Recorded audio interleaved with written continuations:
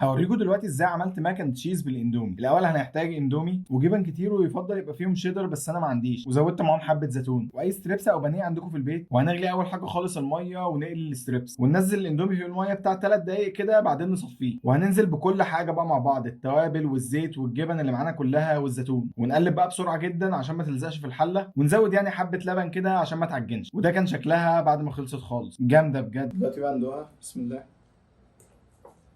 يعني هو مش مهم الشكل، اهم حاجه الطعم يعني.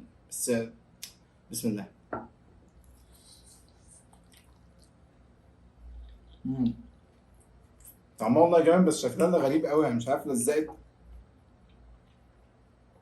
تقريبا كان المفروض مثلا نزود حبه لبن او حاجه زياده اكتر، او ميه شويه يعني.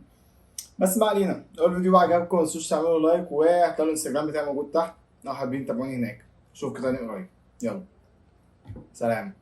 اظن باين جمدان من شكل الطبق.